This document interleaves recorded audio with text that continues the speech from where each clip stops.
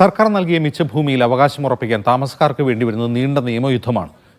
മാസത്തിൽ 4 ദിവസം മാത്രം ചേരുന്ന ഫോറസ്റ്റ് ട്രൈബ്യൂണൽ സിറ്റിംഗിലാണ് തിരുവനന്തപുരം മുതൽ പാലക്കാട് വരെയുള്ളവരുടെ കേസ് പരിഗണിക്കുക.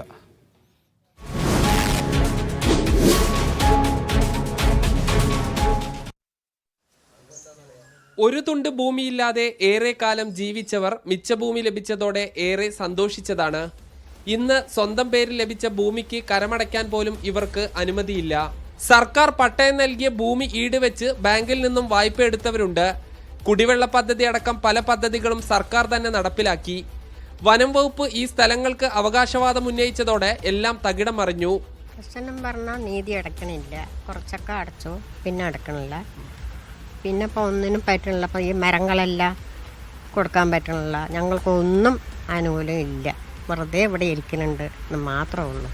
48 വർഷമായി മിച്ചഭൂമി തന്നിട്ട് ഇതുവരെയായിട്ടും 98 വരെ ടാക്സ് അടച്ചു. അതിനുശേഷം ടാക്സ് നിർത്തി വെച്ചിരിക്കുകയാണ്.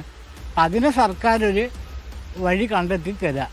1971 മെയ് 10 മുൻപ് കൃഷി ചെയ്തിരുന്നതോ കൃഷി ചെയ്യാൻ ലക്ഷ്യമിട്ടിരുന്നതോ ആയ സ്ഥലമാണിതെന്ന് ഫോറസ്റ്റ് ട്രൈബ്യൂണലിൽ തെളിയിക്കാൻ കഴിഞ്ഞാൽ മാത്രമേ ഭൂമി തിരികെ ലഭിക്കൂ.